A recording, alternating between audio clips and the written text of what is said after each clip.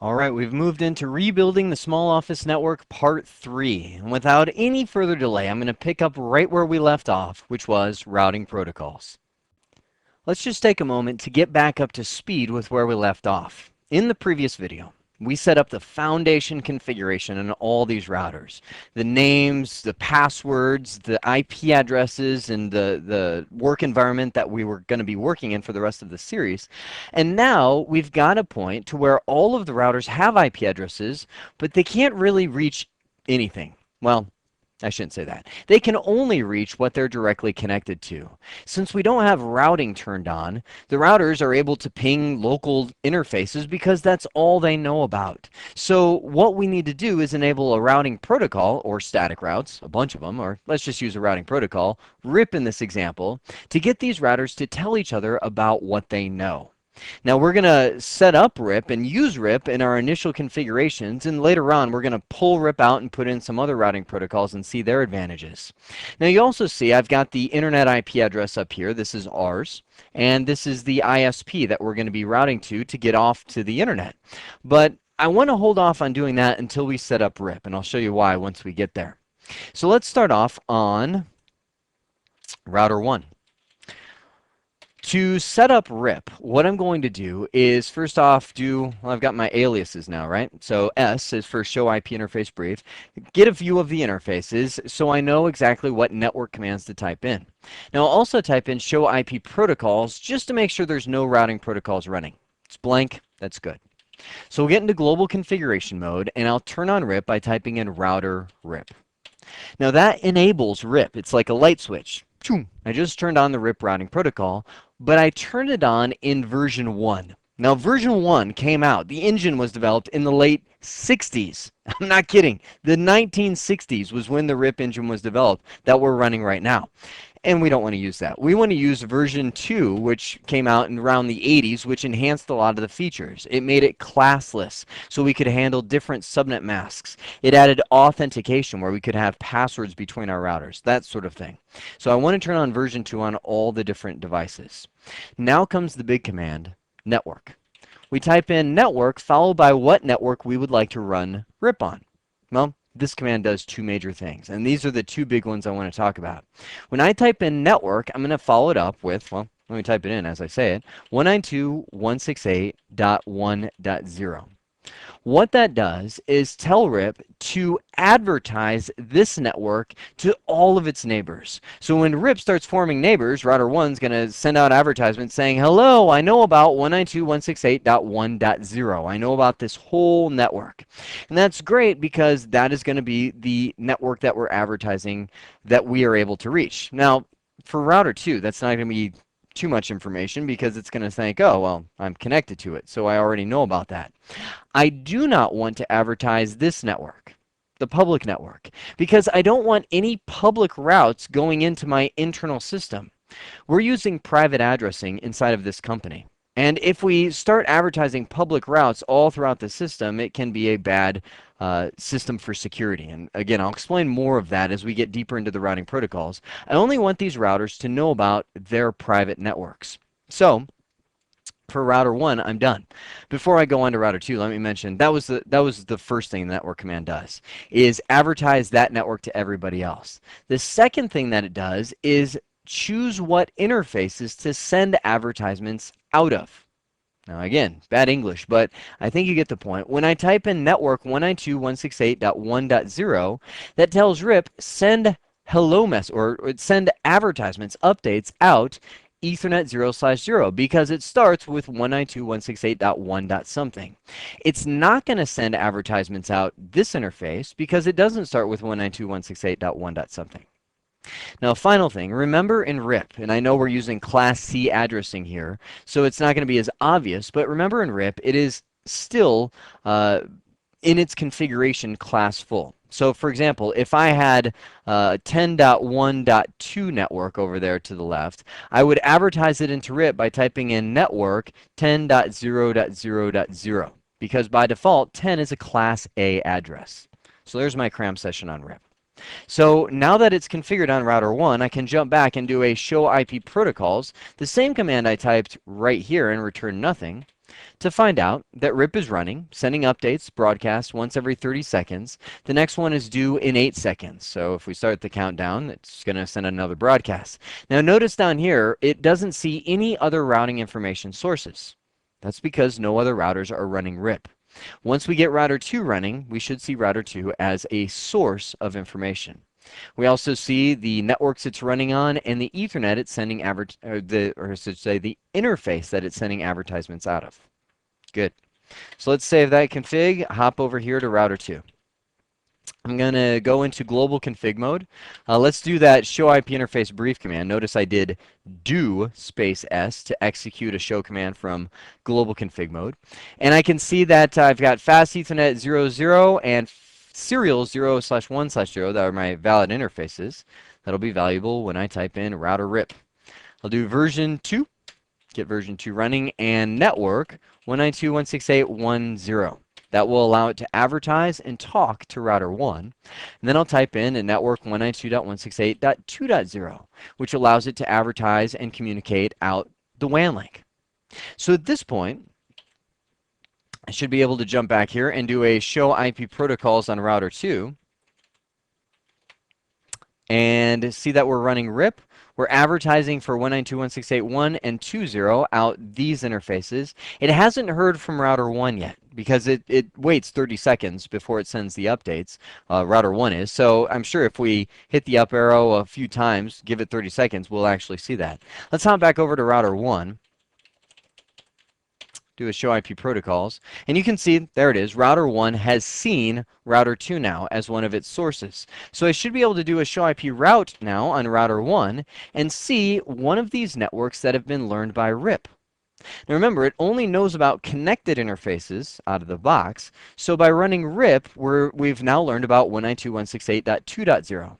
So at this point, I should be able to ping. Well, let's ping everything. Let's ping router 2. Ping 192.168.1.2. That's router 2's IP address. Of course, we should be able to ping that. How about its serial 0/1/0 over here? 192.168.2.1. 2.1. Sure enough, we're successful because it knows about that RIP route. It can reach that network through this next hop IP address. Now let's try and ping router 3 over here, 192.168.2.0, 2. It knows about the 2.0 network, right? So that should work, right? Not so. The reason that it's failing, and this is a big void in a lot of people's minds when they're doing routing, you have to remember routing is always a two-way street. It's a two-way process. When router 1 is pinging router 3, it's actually sending the packets because it knows how to reach that network. It's coming down here, and remember the source address is 192.168.1.1. It hits router 2 because that's the next hop IP address. Router 2 knows how to get to router 3, so it forwards the packet down over here to router 3. And if we were able to put a packet sniffer on the line, we would actually see the ping requests coming from router 1 and being received by router 3. The problem is it's coming from a source IP address of 192.168.1.1. And router 3 does not know about the 192.168.1 network yet. So when it's getting those, it's looking at its routing table for the return path to send a reply back, and it's saying, I don't know how to get there. The routers aren't smart enough to say, well, I saw it come in this interface, so I'll just go back out that interface. They rely on the routing table for everything. So in order to allow those pings to be successful to router 3 right here, we've got to set up RIP over there. So let's hop over to router 3. I'll do a show IP interface brief. Not used to my aliases yet. I'll go into router RIP version 2 network 192.168.2.0 and 3.0. So it will both send advertisements out of and advertise these networks. So with that in place, let's see if it's happened yet. It may take a moment. Oh, wow, that was fast. Router 3 has now learned about 192.168.1.0.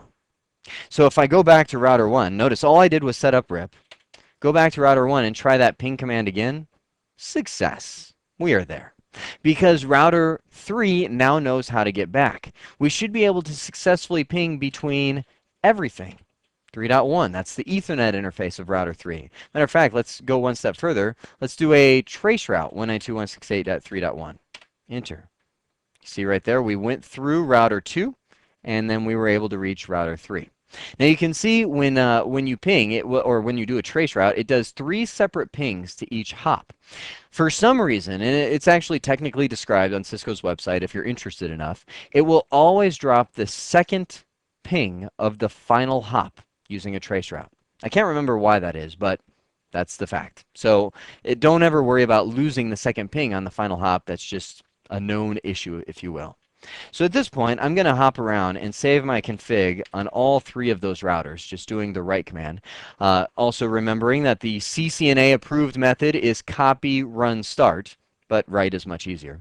So we now have RIP configured. I would say we're halfway there, half a check on this step. Now the next step is the default route. Let me just clear off all these scribbles right here and give us a clean slate.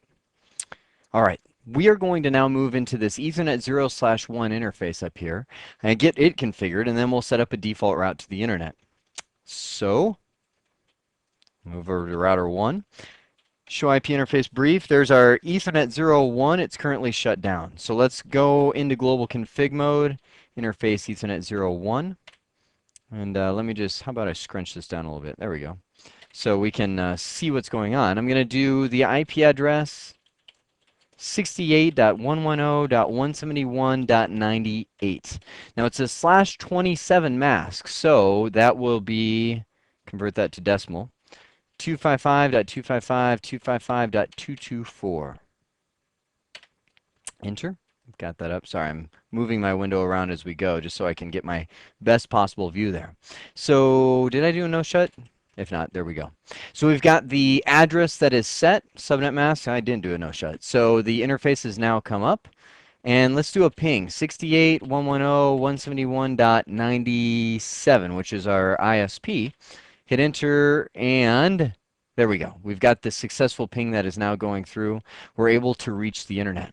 Now, with that in place, we have an internet connection, but we don't have any route to the internet. Meaning, if I were to ping some internet host, I always like pinging 4.2.2.2. That's a public DNS server. It's maintained by a university. It's the easiest address to remember in the world. Great way to test internet access. So if I try and ping them, and I know that they allow pings, it is failing. And the reason why is because if I do a show IP route, the only thing that this router knows about is the RIP routes that it's learned about from inside our organization and the connected interface to the ISP. It doesn't know about the internet routes beyond the ISP. Now, there's no way RIP is going to be able to manage that size routing table. So what most organizations use, and what we'll use in here, is a static default route. We do that by typing in IP route, all zeros for the IP address, all zeros for the subnet mask, and then our ISP's address. So I'll just copy this, save myself some typing, and put 97 in there.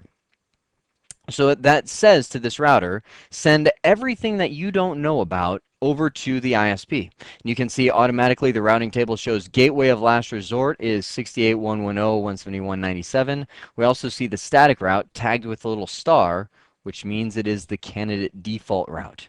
So that is the default route for everything. Let's try pinging 4.2.2.2 again. I hit enter.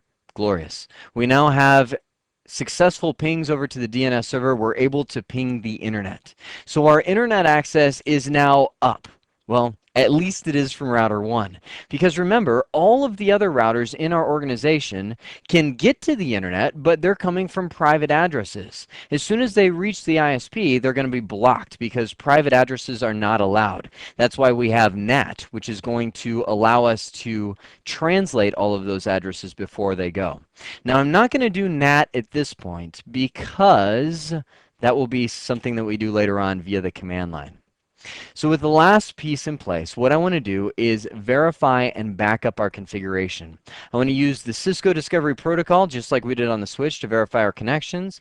TFTP, that's where we can set it up. I've got this host right here as the TFTP server, 1.50, and we'll copy some of our configurations over there. Do show IP routes, interfaces, just verify that everything looks good. I'm going to start back on router 1 because there's still one ultra cool thing I want to show you. Router 1 has the default route to the internet, right? It knows how to get to the internet. The other routers are not able to reach the internet for two reasons. One was the NAT reason I just discussed, but number two is they don't have a default route. I would have to go on router 2 and do the IP route 0000, point it to router 1 to say, send everything you don't know about router 2 to router 1, and I'd have to do the same thing on router 3. That's known as putting in a default route. Now, NAT would be the second piece of that to allow them to reach the internet. What I want to show you is a feature that Cisco has that is very cool. It can be done for just about any routing protocol. And what I can do is go into, in this case, we're using RIP, router RIP, and type in the command redistribute static. Now, just by looking at that command, it should, in your mind, trigger, okay, I'm going to redistribute, I'm going to send some static routes into the RIP process. Now, if I do a show IP route, the only static route that we have is that default route, so I'm advertising that route into RIP.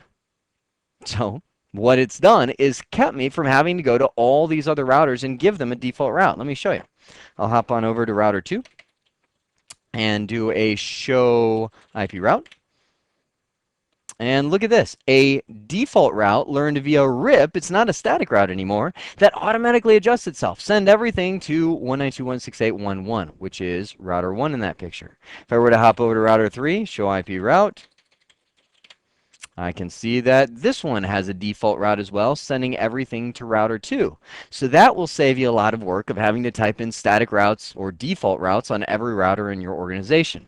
Now, I should also mention at this point that is something that is not truly discussed until you get to the CCNP video series. So that's bonus info. It's good stuff. So we've got verify and backup. I'm sitting on router 1. Let's do a show CDP neighbors just to verify our connections. And I can see that I have two connections to CBT switch 2. I'm actually using the same switch to reach the internet, going through the internet from that switch, and that same switch is connecting me to the LAN.